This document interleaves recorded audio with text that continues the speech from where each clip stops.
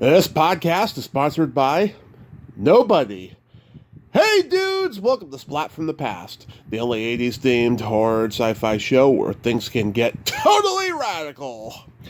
Now today, I will be welcoming a bucket list guest I have wanted since day one, and I finally made the connection with her, and I am talking about Marina Anderson. Marina is a woman of many gifts and talents. She has been an actress, a writer, an author, publicist, jeweler, makeup artist, spiritual healer, and other things, I'm sure. And we're going to talk about a lot of that stuff today. As an actress, oh my God, I'm so excited. She was the secretary at Grenville and Baxter in Brewster's Millions, one of my favorite comedies of the 80s. We're going to talk about that. She's been in a couple Walter Hill movies, Crossroads and Johnny Handsome as well. She guest starred on Amazing Stories.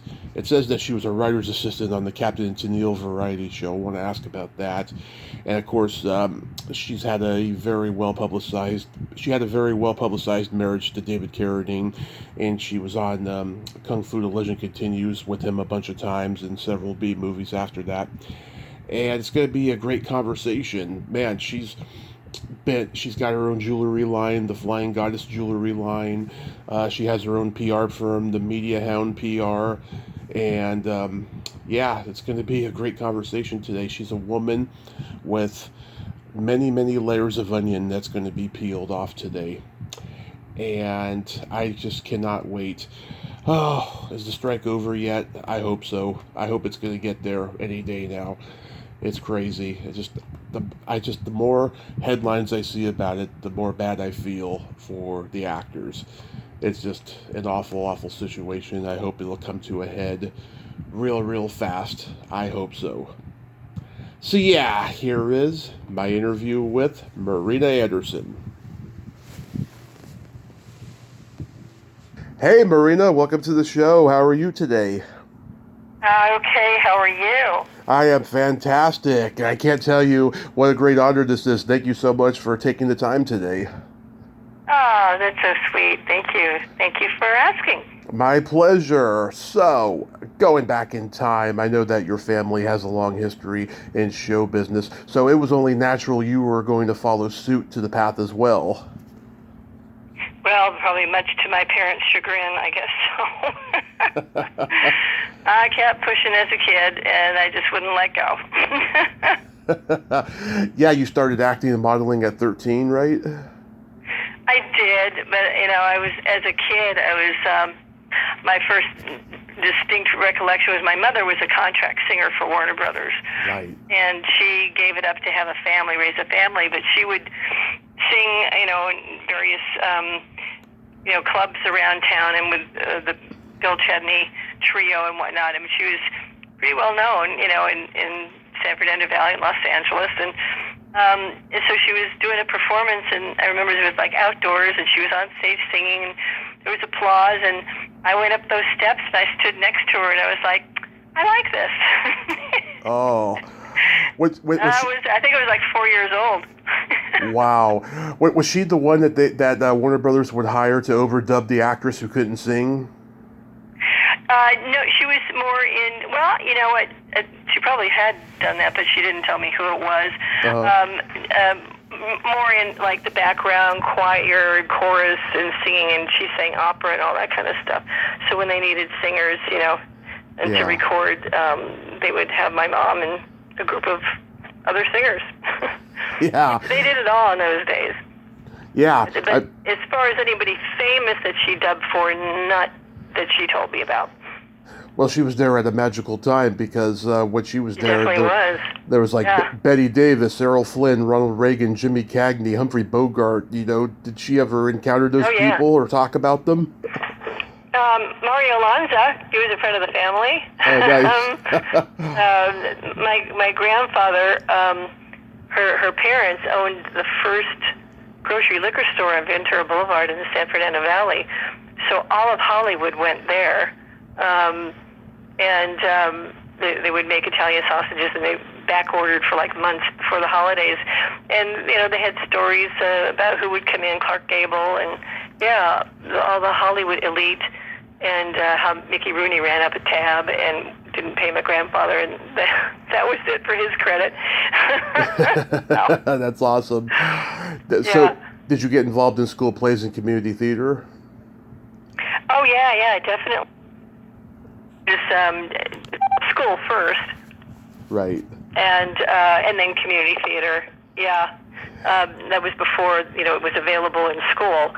And then when I got into, I couldn't do it in junior high because my family was like, "No, you're going to learn how to type. No play production for you. You're going to learn how to type and earn a living." And Oh my God. in hindsight, it did do me well because I did know how to type and I did production, and that led to acting jobs. So all you youngsters out there, you never know where it's going to come from. So Oh yeah. that was a very good thing. So when I got into high school, then I was in play production, and I went my own way. So I learned how to type. 90 words a minute. Nice. I could do 100 words a minute. Oh wow! I can't do that anymore, but it was pretty quick. My parents bought me my first typewriter when I was 12. It was like the tail end of the electric typewriter, Oh gosh! Wow.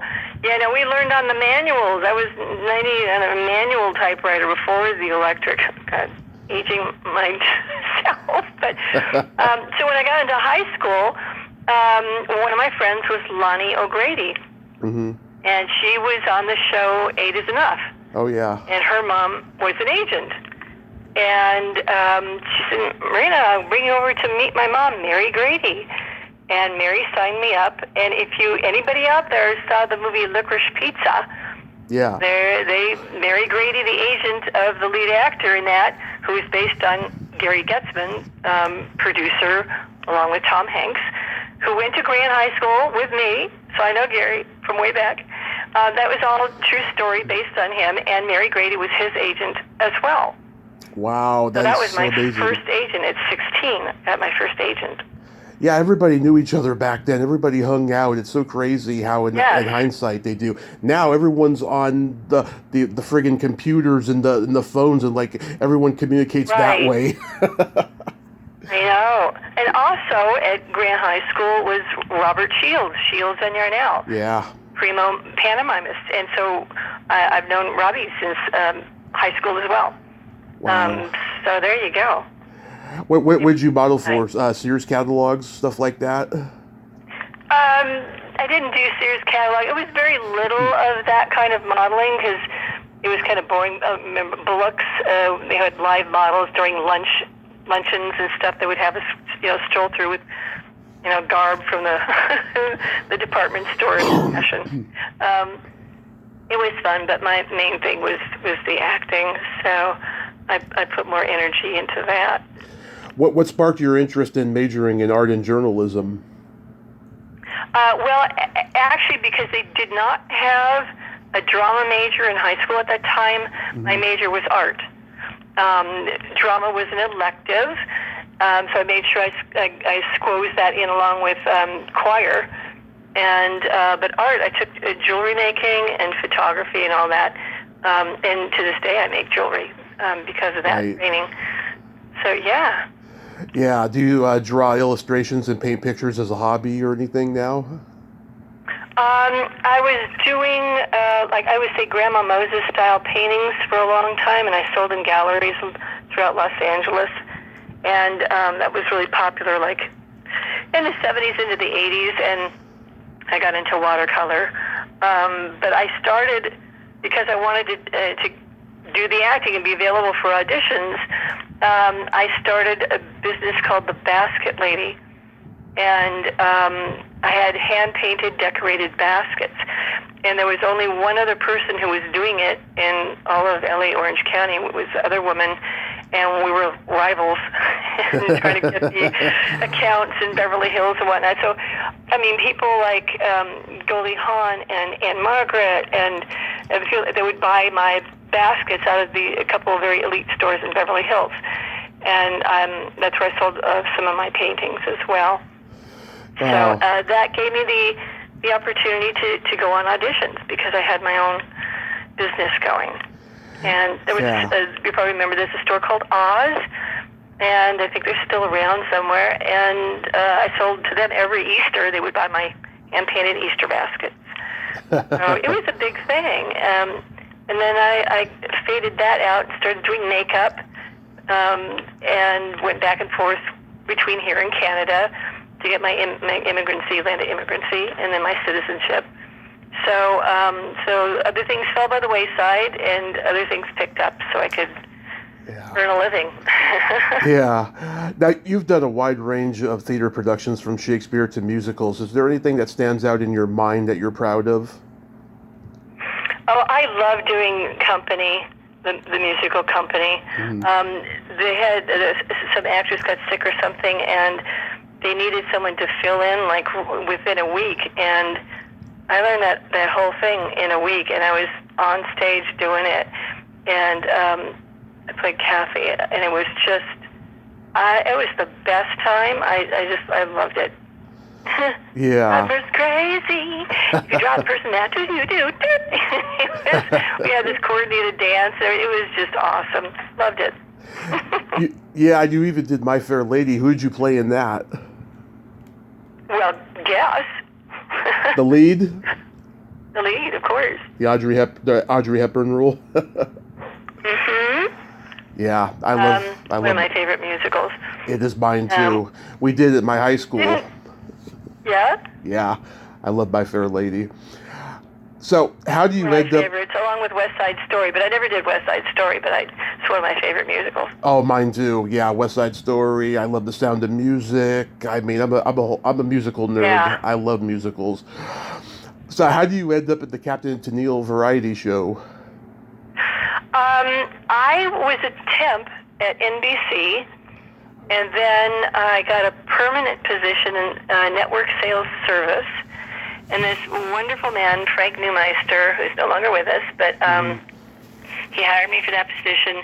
And after a year, pardon me, I was bored. And unfortunately, I showed it. And he was just the kindest person. He said, I think you've outgrown the position, so I think you would do well in production. And so he arranged for an interview for me with the producers of Captain and Tennille. It was a different setup. He wasn't. Dick Clark came in second season. And they hired me, and a man named Gary Necessary was the associate producer. And so I was the writer's assistant on that show. And when they changed producers and Dick Clark came in, then I worked with Dick Clark and a different team of writers. And they said, Gary knew I wanted to do the acting thing. And so he said, well, Marina, we've got some skits coming up. And how would you like to do a skit with John Biner? What? Are you kidding? I love John.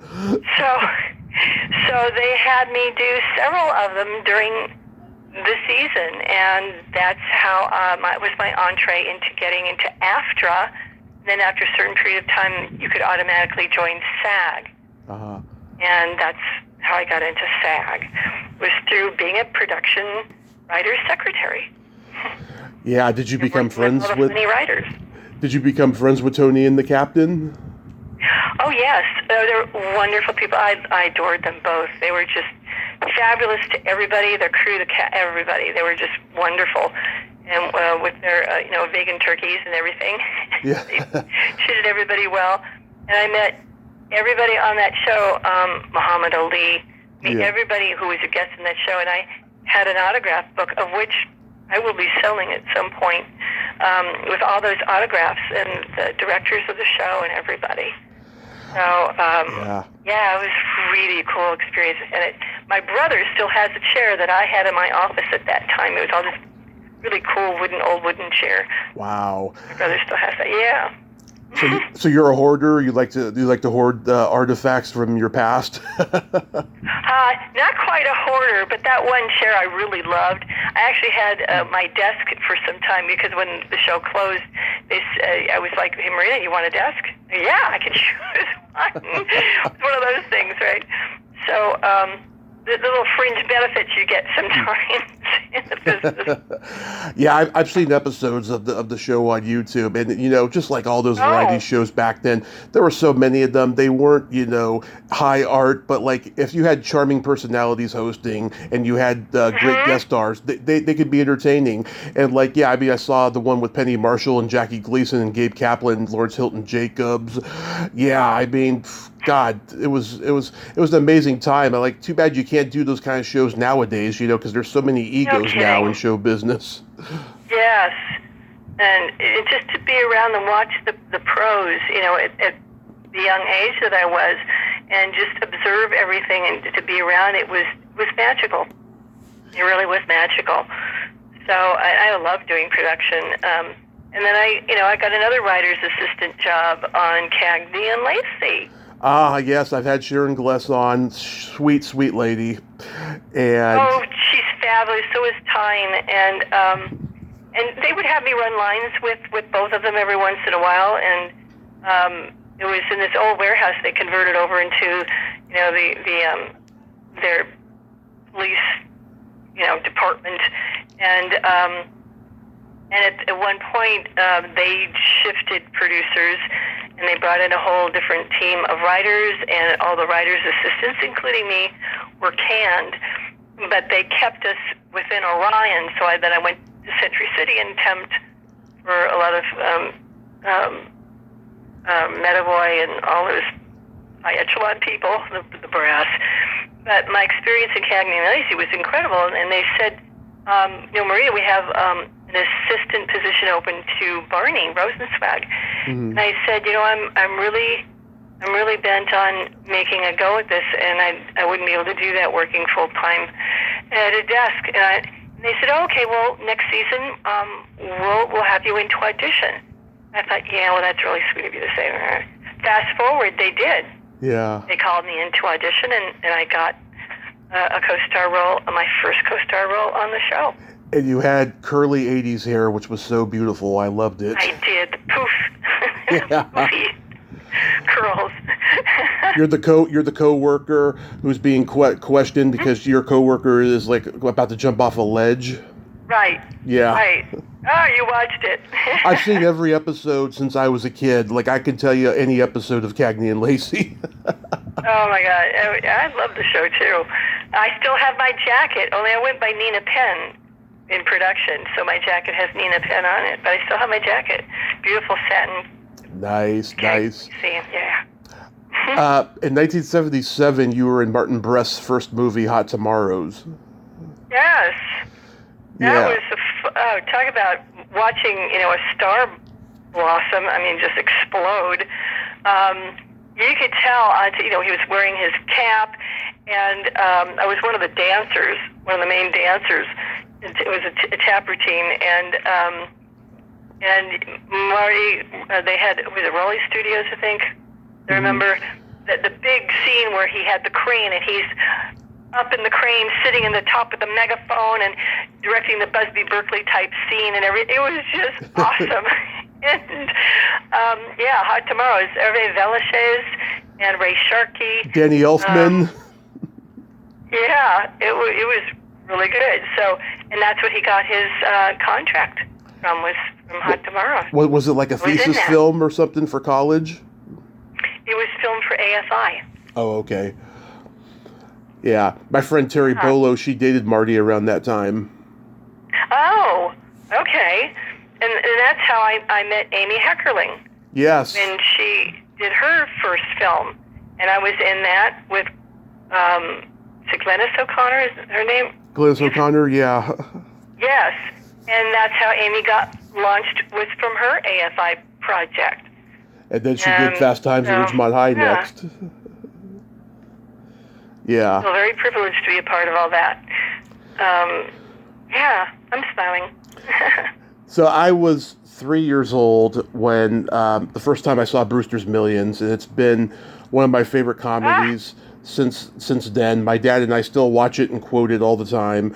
And you played that secretary at Granville and Baxter, and again, you look adorable with your hair, the way it's done. Screaming and reaching out, trying to say poor Walter, he was saying, "Okay, Yeah. guys, don't be too loud, 'cause I want her to shout out her name. I want it, audible." And they kept shouting over. It was like one of those things. But hey, God bless you, Walter Hill. He put me in 3 of his films. Yeah, was this one just a standard audition? Mm-hmm. Yeah. I can imagine there was a lot of laughter on set with Pryor and Candy. Well, they were so. John Candy was so sweet. Richard Pryor was a crackler and very humble. Both of them very humble. Yeah. I can't say shy, but almost shy. Yeah. I mean, just super sweet. Yeah. No class, distinction of, oh, you're whatever. No, they were just really cool guys. Yeah. Yeah, Joe Grafossi and Lynette McKee, who I might be interviewing soon. I've been trying to get her on since day one, and she's been shy about it and stuff, but she's been following me and stuff, so it may happen. But yeah, I mean, there's some great stuff in there. When you're showing him to the office, and he's like, "The arm's okay. The operation was a success. The arm's 2 years old now." And of course, the classic scene where you bring Granville and Baxter the mail, and David White's reaction to Brewster mailing the expensive stamp. Oh God, that is hilarious. Oh, but in Brewster's Millions? Yeah, Brewster's Millions. Oh, that wasn't me. Oh, that wasn't you in that scene? No. That wasn't me. That was somebody else. She looked exactly like you. Exactly like you. I guess you weren't available that day then, right? Oh, that's funny. I'll have to look to see who that was, which she looks like. I don't remember. Yeah, I could have swore that was you. But then again, you work with Walter on Crossroads, and you play a barfly at the Redneck Torchies bar. Was that fun to do? Yes. Oh my gosh. Well, a little backstory. So in high school, in play production, we had alumni in there. Tom Carey. Tom Carey is the son of Harry Carey Jr., who they finally called Dobie. And Harry Carey Sr. was famous in Westerns. And Dobie carried on the tradition. And my scene was with Dobie in the bar. And Walter wrote this funny scene where he's telling me a joke kind of a thing. It was cut. It's on the cutting room floor. But nevertheless, I worked like a week and a half on that movie. And with Ry Cooder doing the music and all that, and Ralph Macchio, who's adorable. I had a little crush on him. To work with Walter Hill again. It's like magic. You're watching a master at work. Really great experience. Yeah. The legendary Harry Carey Jr. was the bartender. He did all the John Wayne westerns. Yeah. Yes. And of course, and Jamie Gertz, I had a crush on her. Oh, there you go. Yeah. Yeah. So yeah, I have a photo of me. I'm looking at it now of Walter giving me direction, and I'm sitting at the bar there with Dobie. Pretty cool. How about Johnny Handsome? Johnny Handsome played his nurse. I think that was pretty much cut too. Worked like a week on that. And funny thing in production, how things happen sometimes. There was a little thing going on with production and casting. They wanted somebody else to get that role. But Walter wanted me for the role. Walter, bless you, Walter. So anyway, I was supposed to get another day on that with a scene with Mickey Rourke. And they didn't tell me I had another day, didn't give me my call time. So I actually went to the next day to just go visit set. And Walter said, "What happened to you?" "What do you mean, what happened to me?" He said, "You were supposed to work yesterday." I went, "What?" So somebody screwed up, and that's just we all put it. Things can happen, and but anyway, to have that, be another film with Walter and Mickey Rourke was just fabulous experience. Yeah. Did Wayne interview you? Did what? Did Wayne Byrne interview you? No. He wrote a book about Walter's movies. It came out recently. Yeah, he's been on twice. He's a great guy. He's very Irish. There's a bit of the Irish.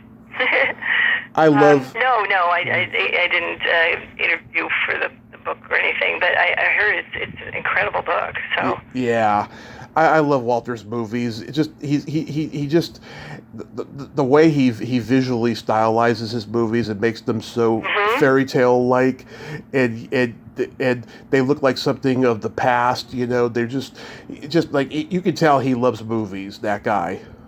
Yeah, and there's a strength from it.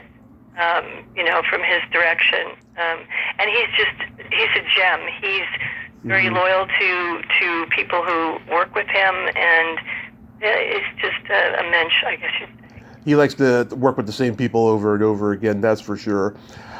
Family of people. A repertoire, yeah. yeah, exactly, like Scorsese, Like Scorsese, Clint Eastwood, John Landis. Yeah. Right. It's a magical combination, and roll with it. So, yeah. You did an episode of Amazing Stories. Was that fun to do? Oh yeah, totally. Casting director Craig Campobasso called me in on that. It was a burlesque babe, and the scene was with Townsend, and we just had a blast. It was just fun to do. Yeah, Craig Richard Nelson, I've talked to him, great guy. He's in that episode. And Nick Castle, I met him recently at a horror convention. Oh, you did? Yeah. Oh, wow. That would be fun to see him again. Sweet guy. Unfortunately, one of my posters I had him sign got stolen. No. Yeah.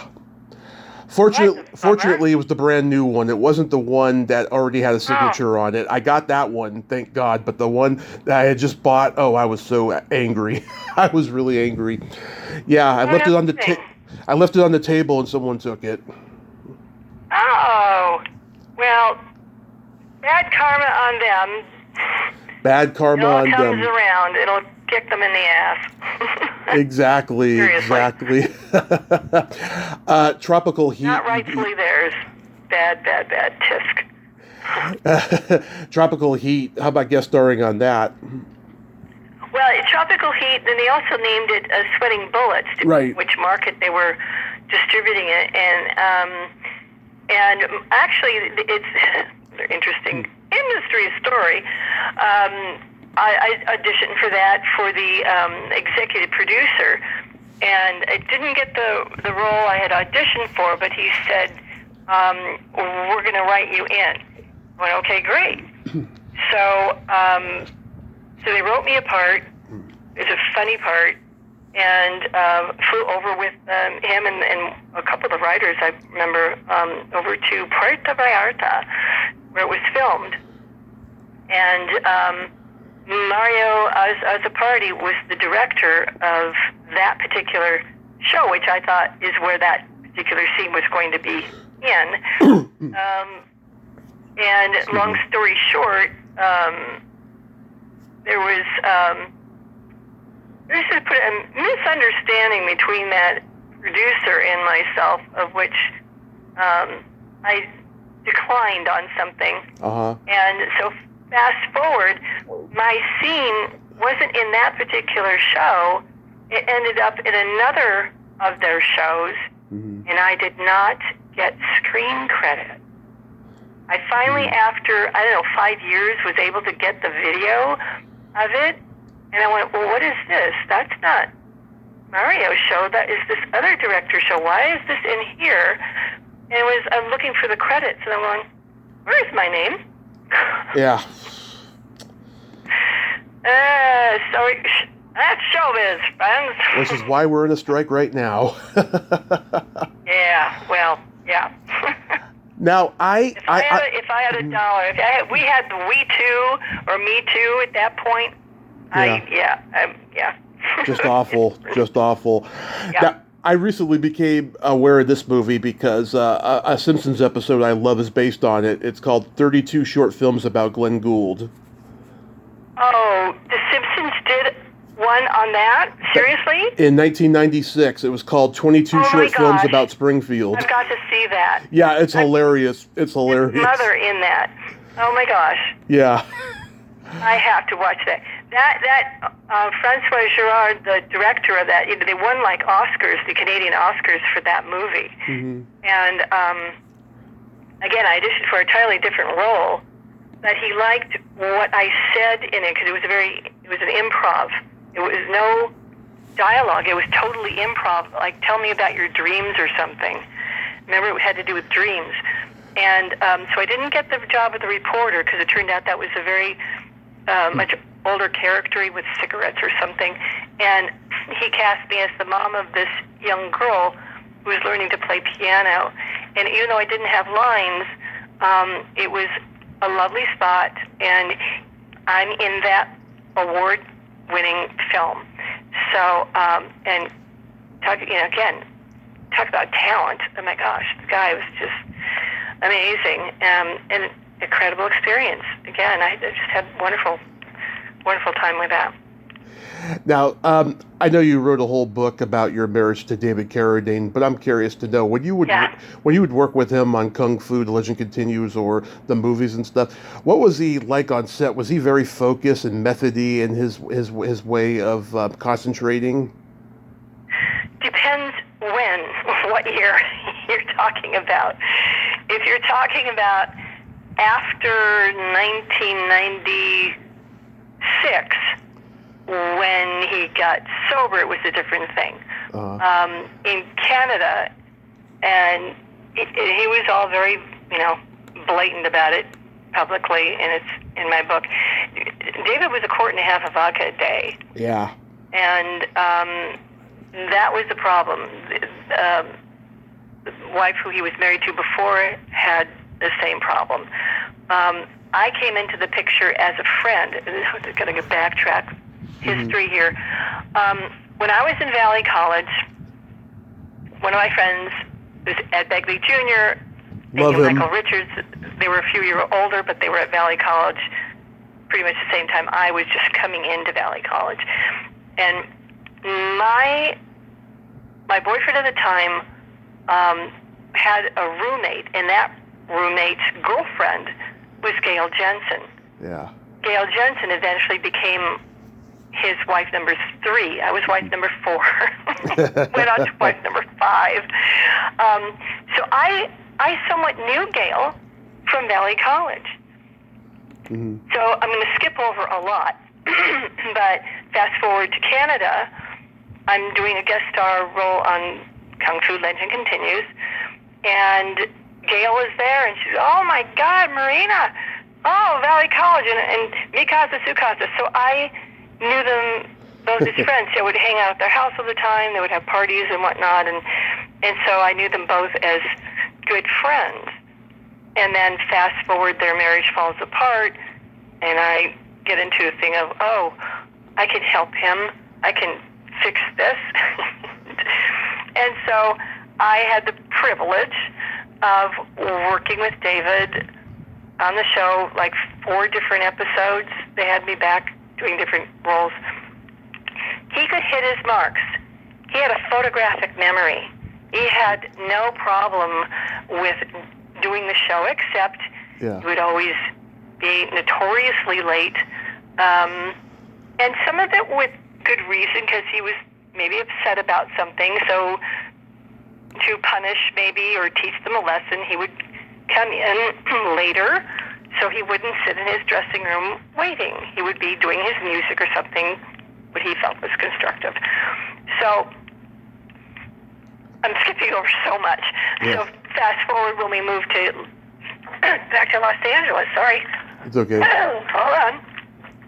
See, it's causing me to cough up a furball. It's going around. It's a dry air. Isn't that great for your podcast, coughing? I cough on here all the time. So he got cold turkey sober. Right. And what scared him the most is that he didn't remember a time where he wasn't under the influence or something since he was a kid. Yeah.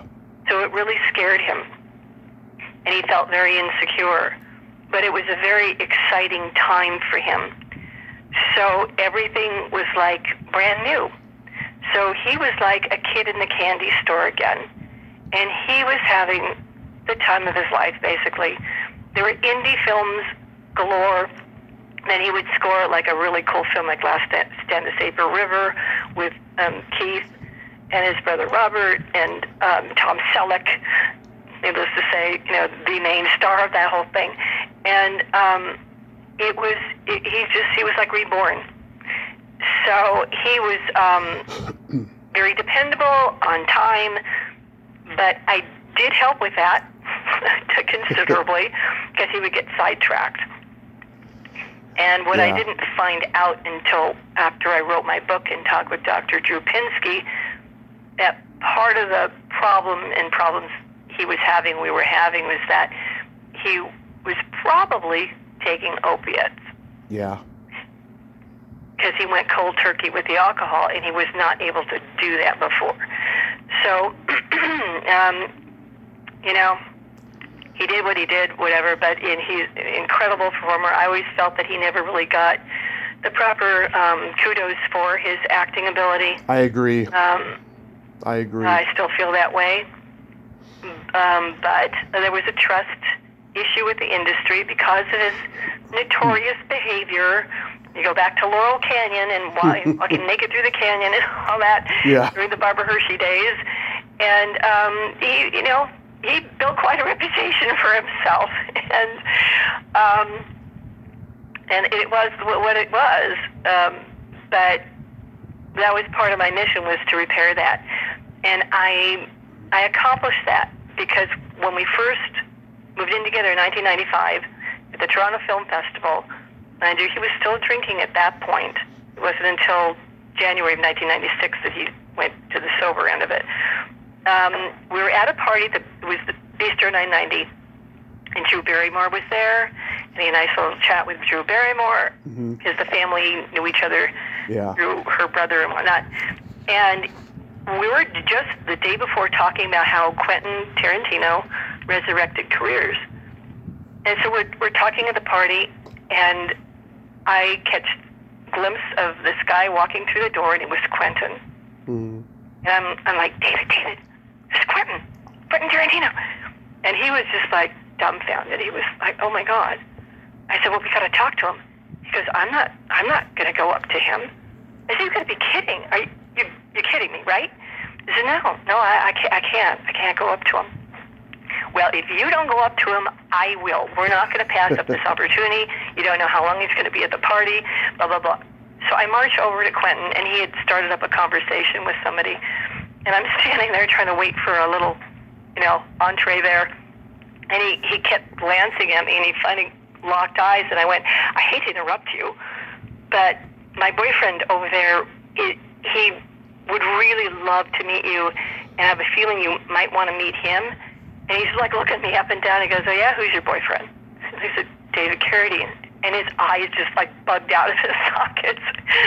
And he said, are you kidding? He said, I saw him coming in, and I was too intimidated to go over to him. And he said, I've got his film Americana. And I said, well, tell him.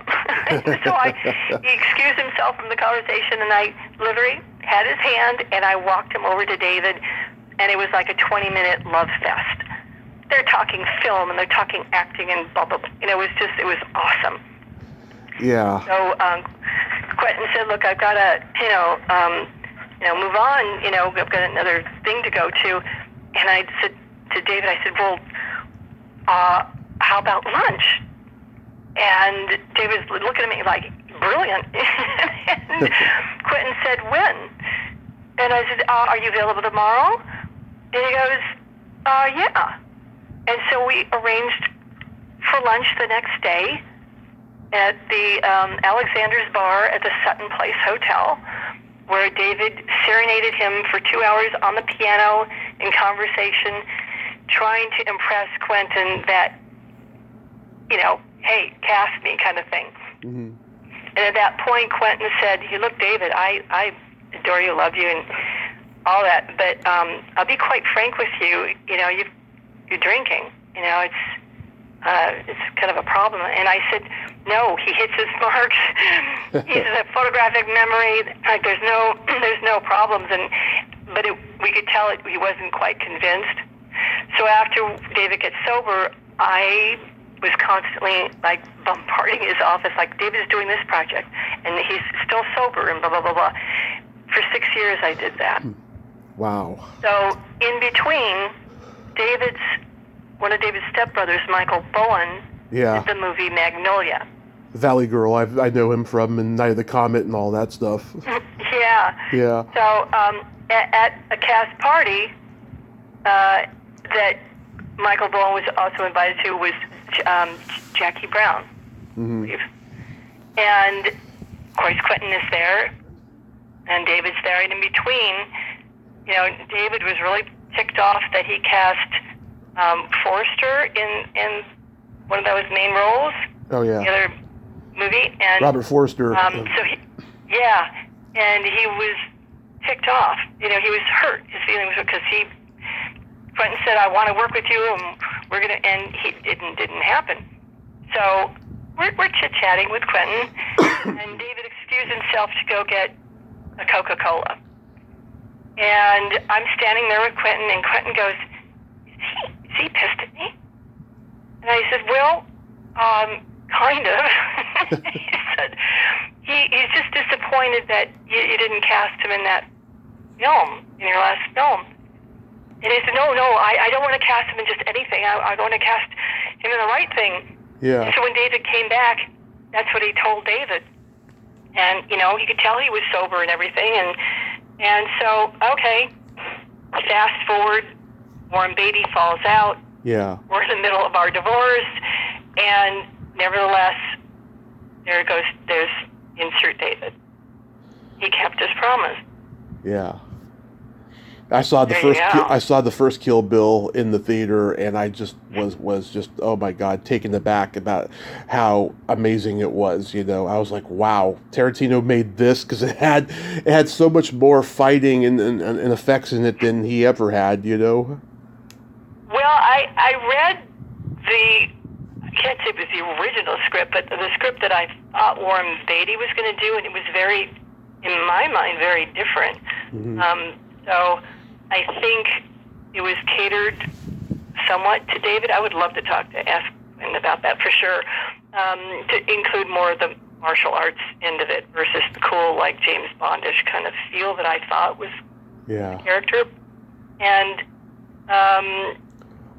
David had always talked about trying to get away from the kung fu character. Yeah. And he wanted a different image. And so the one photograph we did with Alan Weissman, photographer, was amazing. I said to David, let's change that. Let's get a photograph of you being totally sexy and leading man. And that was the launch of people looking at him at a different way. He had his jacket with no shirt on. He was physically fit, no pouch, no bloating. He looked so handsome and awesome in that, with the cigar and just that big grin of his. And that really did help change his career around. And I have to pat myself on the back as being the manager and publicist and everything at that time. You know, I was right. I was absolutely right. So anyway, he finally got Kill Bill. I think he should have won an Oscar for it. I really do. Well, it took me like 4 years pretty much before I could watch it because of what happened with the divorce and everything. It was just emotionally, I just couldn't deal with it because everything of those 6 years I worked for to get him back on top, I was aced out of, and that really hurt. That really hurt. So it took me a long time to work through those emotions. I talked to Callista about 5 years ago. Oh, awesome. Yeah, she's a character. I'll tell you, she's got a great laugh. Lisa. Yeah. Yeah, she does. she's a wonderful performer. I always enjoyed watching her sing and her performing. We got along like gangbusters.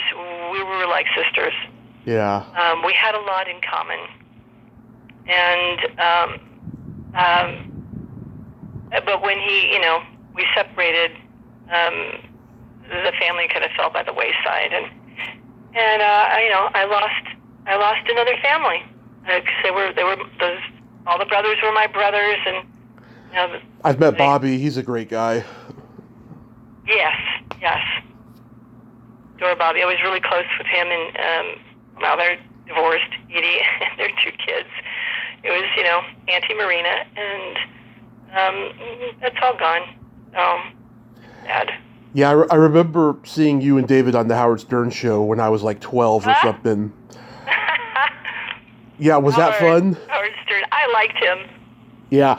Oh my God, I watched it again the other night. It was on YouTube, and the look on your face is priceless. The way you're laughing after Howard says, "I can't show you my penis. It's a second belly button." He was funny.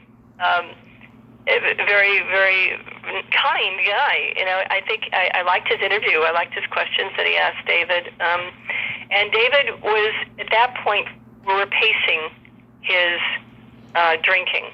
Yeah. He was on tour with his autobiography at that point, and I was overseeing that whole thing.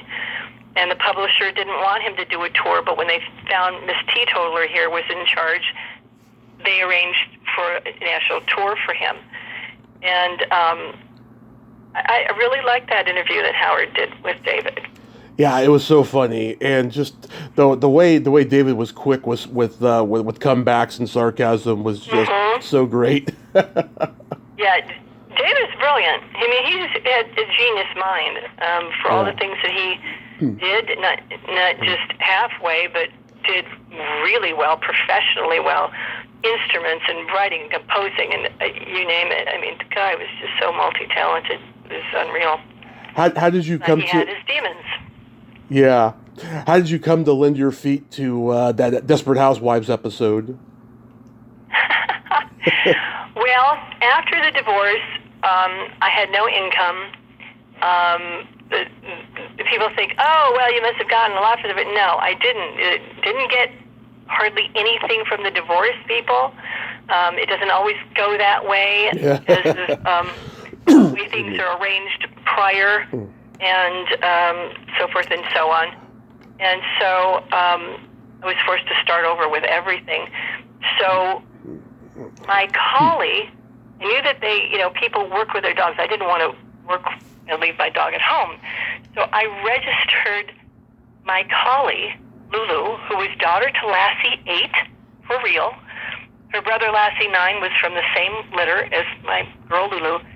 So I registered with Central Casting, and I got a call that Desperate Housewives wanted a dog for the scene. And they loved her so much. I was just the person on the end of the leash. But we got to work together, and there was this nucleus of background and stand-in people, and we became a family, and they kept having us back and back and back, like 2-3 times a week. And so when Lulu passed away, got her tears, they felt so bad. They said, look, Marina, we're going to have you in for auditions for various things. Just stay tuned. I went, okay, great. So they called me and they said, look, the guest star doesn't feel good about her feet. Would you double her feet? I went, sure. So I arranged and set, and here I'm like I'm making sure I have a pedicure and all this other stuff. And so the scene is Carlos. He's blind at that point, but he becomes a masseuse, and he's massaging the guest star on the table, and she has an orgasm from how he's massaging her back, her back, because there is a zone there that can do that, evidently. Oh, yeah. And so they wanted my feet to express the moment. So I arrive on set, and everybody, and I mean everybody, the network, the censors from whatever entity, the cast, the crew, everybody was on set to watch this. They want to make sure they didn't go overboard with it and blah, blah, blah, blah. So, so I get the directions from the director and position my feet and everything, and we do the take, and he yells, cut. Everybody's like, yeah! Like roaring applause and laughter, and it was like, oh my God. And the director goes, we'll do another take just for safety, but that was great. And he said, you should put this on your resume. And I went, okay, thank you for the suggestion. It was a crack up. It was an absolute crack up. You're an accomplished toe wiggler. So I have the orgasmic feat of Desperate Housewives. Yes. That's so awesome. So among the people you've done makeup for, like Yoko Ono, Bob Dylan, Eddie Kendricks, Gerald Ford, like, God, that's a wide range of people, and they're all good experiences? Oh, all of them, actually. A lot of them came through Larry Newcomb, who had a production company, and I was his main makeup artist. And but like Bob Dylan and Yoko Ono was through my friend Elliot Mintz, who handled all their PR and whatnot. And Bob Dylan was very quiet, and he had the most incredible turquoise-colored eyes. And it was his first photo shoot in a long time, because evidently he didn't like his photo taken or whatever. Yeah. And he was just very quiet. So I did his makeup, and his hair was all like lopsided because he had worn a hat. So I rearranged his hair to, look, symmetrical. And they did some photos, and he came back, but he went straight to his dressing room. And Elliot looked a little concerned. So he goes to the dressing room, and he comes back out. He goes, he doesn't want you to touch his hair. Okay, but it was lopsided. He says, I know, it was lopsided, but just no more. He doesn't want his hair touched. Mm-hmm. And I said, okay. He said, it's fine. Makeup's great. He's happy with that. He had a thing about the hair being touched. So, but it was fine. It was experience. Yoko, what a doll. She is absolute. So sweet. I did a lot of wardrobe for her too when her appearances in Los Angeles. I mixed her favorite color lipstick, all custom for her, and we would have chit chats about the paranormal and astrology, and she was great. She and I have, which at some point maybe I'll auction it off. She wrote her address and phone number on Beverly Hills stationery with the Dakota address where she lived. Mm-hmm. And she said for me to keep in touch, and I have that framed. Awesome. And and I just really, really liked Yoko. Now, other people, the Beatles fans out there, do what you say, but my experience with Yoko was awesome. And even to the point where we had to go into the limousine, the Capitol Records, when the Imagine was launched and the CD, they had a death threat prior, and Elliot told me in the car, and it was like, oh, okay, so this is part of the adventure. Jeez. So, but unfortunately, that that comes with a lot of territory with people that famous. You can't please everybody, and not everybody is your fan. But to have those kind of threats thrown at you, that's a whole other thing, Yeah. I felt for the woman. Yeah. Yeah. When you make jewelry, do you ever make toe rings? I used to wear them. I don't wear them anymore. I never made them. My thing was the Flying Goddess jewelry that, like Fran Drescher has, and Tom Selleck's wife, and Maya Angelou, and Jennifer Love Hewitt. They have my pieces. So, and I'm selling the remainder of them on Etsy. They're the little tiny charms. So that was featured on E! And a lot of TV and press, because I developed that like right when I was divorcing David. It was my my savior outlet emotionally, the flying goddess. We're all goddesses. We're all born that way. Just remember your inner power, because that will give you wings to fly. And I think I was way ahead of the curve with all that stuff back in 2001. So now it's all goddess and empowerment and all that good stuff. Yeah, I heard you say in the previous interview that you once had a car accident, and I had a car accident 8 years ago. So I'm curious to know, like, what happened to you, and that's what led to you getting into spiritual healing. Actually, I was going to a chiropractor, and I was like, I'm fed up with this. Is going to be some other alternative to this? And he said, there's a place here in Glendale, because he was in Glendale, called the Healing Light Center. And Rosalind Briere is the head of it all, and she's a psychic healer. And she had this school. Ooh, that sounds intriguing. So I went there, and I took classes there for something like 7 years, off and on, because I was back and forth in Canada. And I learned different modalities of healing. And you studied psychology, you studied anatomy. It wasn't just a kumbaya kind of ring some bells kind of thing. It was really hard work. And you went through tests to get into the next class and the requirements and all that. It's heavy duty learning. And so through those teachers, and then I eventually got into Rosalind's class, learn how to chelate energy, to move energy around. And I eventually got my Reiki master degree elsewhere, and because she didn't do Reiki, she did her own system. And so I kind of combined the two. But my basis is really what she taught. And we're still in touch. And phenomenal school that they had. And that eventually closed down with the changing of the times and all that. But she was still, touring around, like to Hawaii and Germany were her main places where she would do intensives, as well as in Sierra Madre. So I think she still does them. Want to check that out online. So yes, I do healing, and I do it for friends and whatnot, and do distant healings for people. You've had like a million things going on your whole life. Like, what do you like doing the most out of all of them? Out of all of them,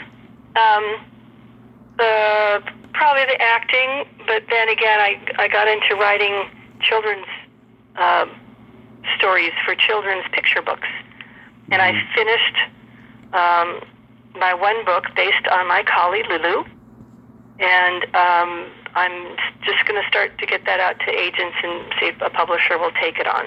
It's a storybook, and I have it in mind to turn it into a series of books and get it animated. And so that's my pet project. Yeah. Unintended. And my heart is really into kids. I teach coaching part-time for kids 3 to 6 and 7 to 12. And it's through a local acting school here, but I also do it separately, privately, coaching. And I love working with kids. And they're special. They're just so special, to see the world through their eyes again. And to hear they're laughing at things that we would just take for granted, and you just see them sparkle about it. It just brings a smile to your face. You can't help it. Do you ever regret not having your own?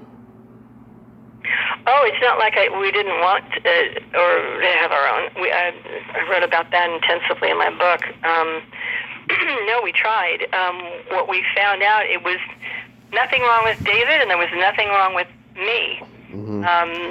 I had something like 15, embryos going. Wow. It was after going through 12 procedures, IVFs, going out of state for one, over $60,000, probably $70,000 worth.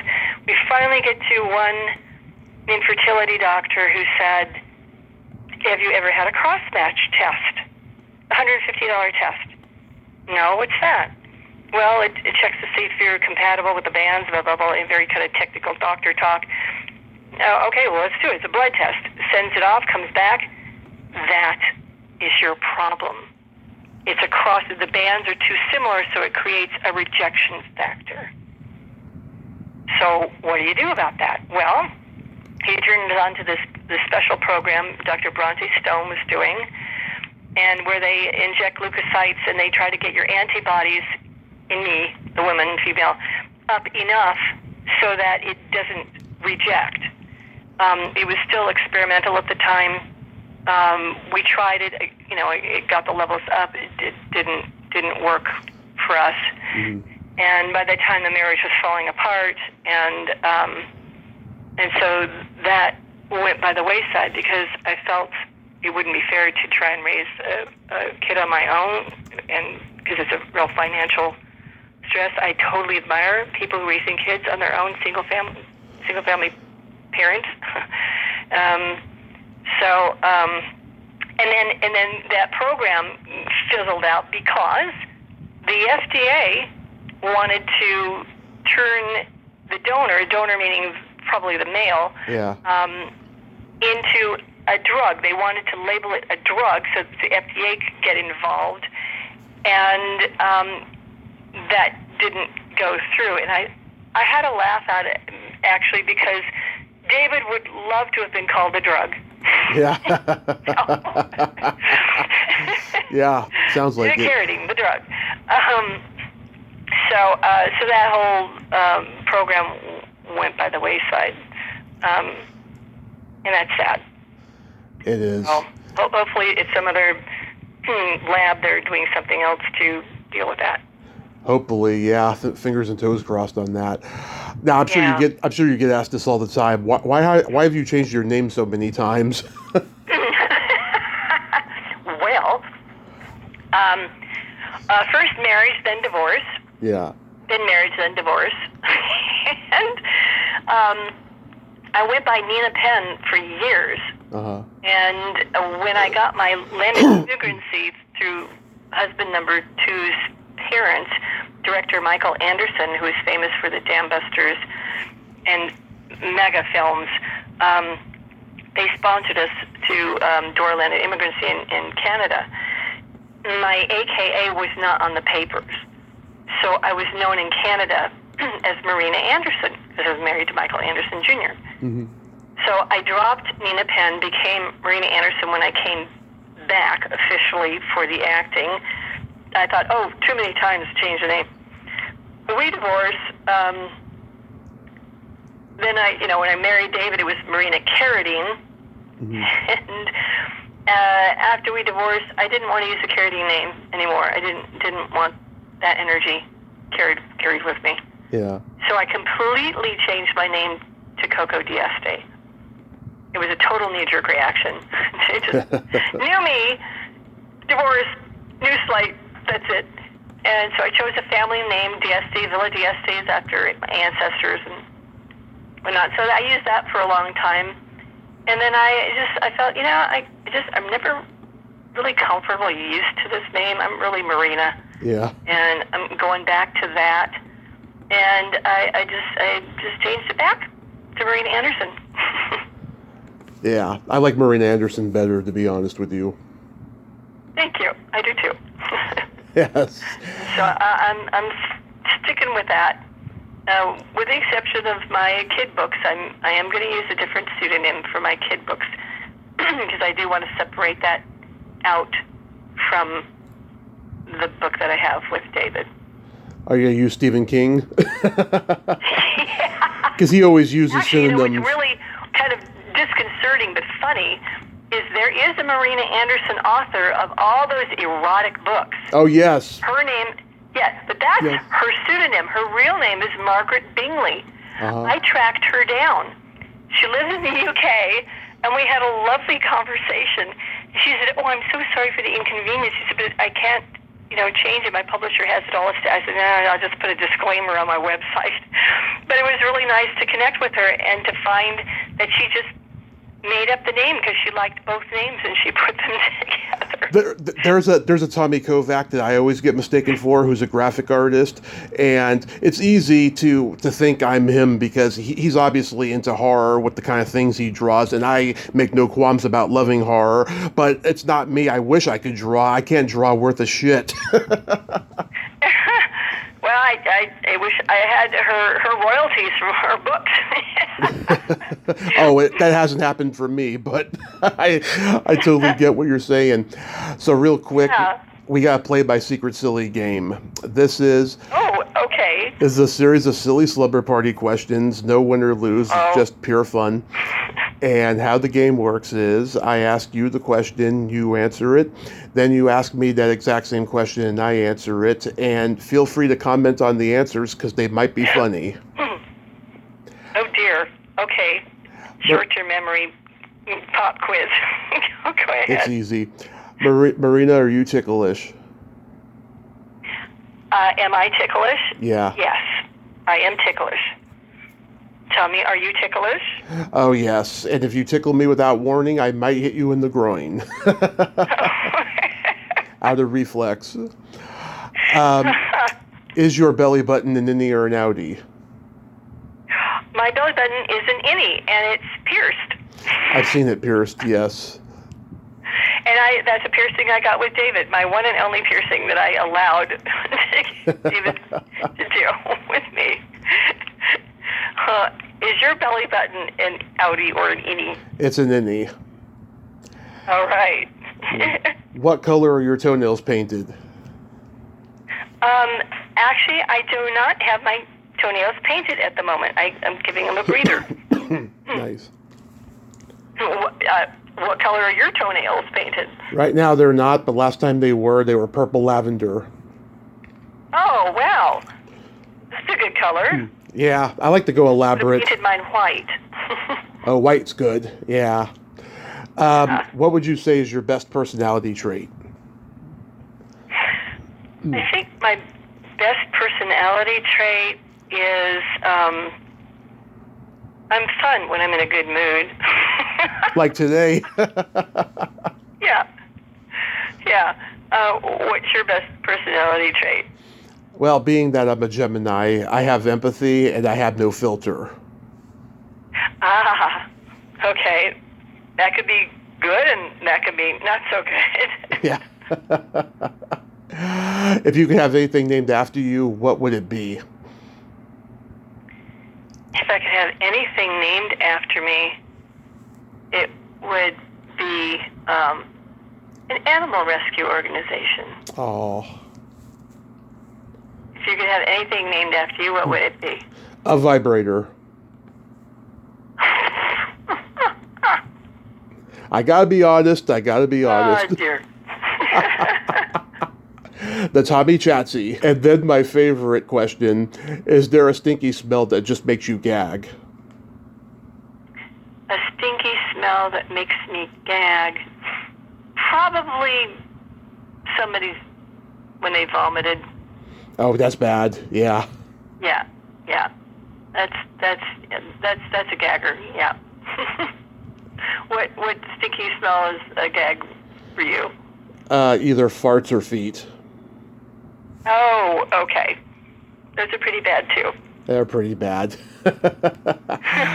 Marina, you are an amazing national treasure and a true Renaissance woman. I thank you so much for coming on today.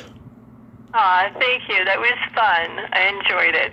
Yes, I hope you have a happy, wonderful holiday season and you get that book out there and be safe out there. Thank you. You too. Send you a big hug. Thank you so much. Big hug. All right. Okay. See you on Bye-bye. Facebook. See you on Facebook. Bye-bye. Okay. Bye. Well, there you have it. Marina Anderson. Ain't she a sweetheart? Oh, what a great lady. Oh, my God, I enjoyed that conversation. She's just a whirlwind of energy and great stories. Lots of wisdom, too. Man, she's history of Hollywood, I'll tell you. Well, until next time, this is Tommy Throwback Kovac saying, there's no shame in living in the past because the present sucks. Later, dudes.